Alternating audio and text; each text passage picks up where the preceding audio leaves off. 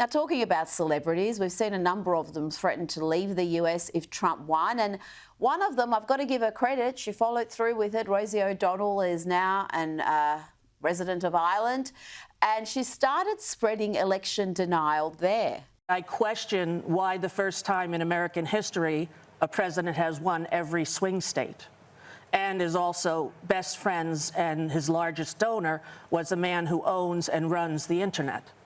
So I would hope that that would be investigated. Kamala Harris was filling up stadiums with people who supported her, and Donald Trump was not able to do that.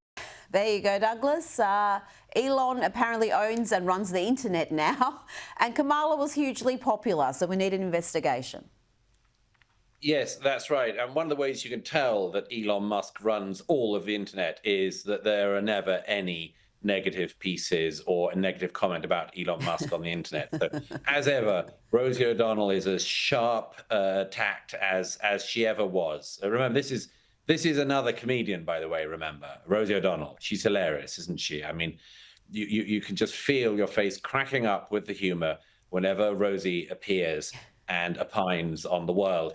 As for Donald Trump not filling up stadiums, I mean, that's just bizarre, because of course, I mean, I've been to Trump rallies. He very much fills up stadiums, very much filled up Madison Square Garden in New York and countless other places across the country. Here's one of the problems, of course, for the Democrats. Again, they can be pulled leftward by these now self-exiled comedians like Rosie O'Donnell, who, by the way, probably is having a kind of breakdown because Donald Trump was very largely elected in 2016, very largely won the Republican nomination to run for president because of his line about Rosie O'Donnell, which just got huge laughs and was hugely appreciated by people across the country.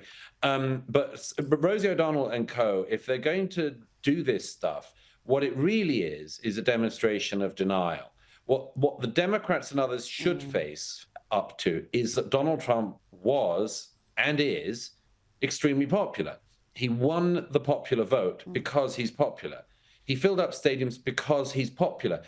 Sure, Kamala Harris could fill the odd hall. No one is disputing that. But if you've just lost an election to somebody, you don't pretend, or you shouldn't pretend, that that person has no popularity behind him. What you should do is work out why he's got it, see what you can do to adapt to the world that you're in, and see what you can learn. See if there are policies that you might learn from. Instead of claiming that he's like faked his way to it, actually adapt and learn. And so, yes, I'm not sure Rosie O'Donnell's going to be able to teach the Democrats very much from her escape in Ireland. And by the way that Ireland's going at the moment, it's perfectly possible that Rosie O'Donnell will have to move back to the States at some point soon, but that's another story. Well, she is in a very insular little echo chamber, because in that interview, it appeared that she doesn't actually know any Trump voters. So even though more than half the country, half of voters voted for Trump, she doesn't seem to know a single one. So that's Rosie for you. Before you go, just quickly, you wrote a superb piece for The Spectator about the latest attacks against Western civilization. And here we've got Britons being expected to be ashamed of their history, ashamed of things they should be enormously proud of, like Shakespeare. Even Shakespeare's birthplace supposedly should be decolonised, Douglas, because it could be used to promote white supremacy. Yes, this is the latest report by a dimwit second-rate academic at a third-rate university who, weirdly, cooperating with the Shakespeare Birthplace Trust. And you would have thought the Shakespeare Birthplace Trust would like to celebrate Shakespeare's birthplace, but oh no. No, not in this era. So this second-rate academic cooperated with the Shakespeare Birthplace Trust, and she has come to the conclusion that Shakespeare's racist and colonialist, or maybe even caused the colonial era himself. It's unclear.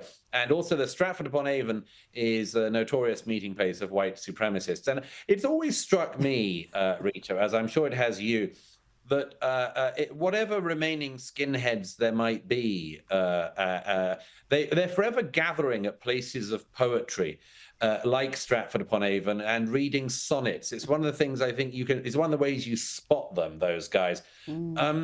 It's so preposterous. And by the way, the important thing about this is that, as I said in that piece in Spectator, it points to this central issue that we are being told in our countries, in America, in Britain, in Australia, in all the Western countries, we are being told all the time to be ashamed of our inheritance. And there's no reason to be ashamed of our inheritance. But what's weird about it is that we are being told it all the time, and it's always a one-way street.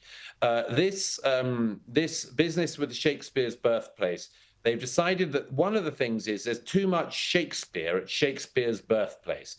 And they've decided, among other things, to introduce more of a celebrated Bengali poet called Tagore.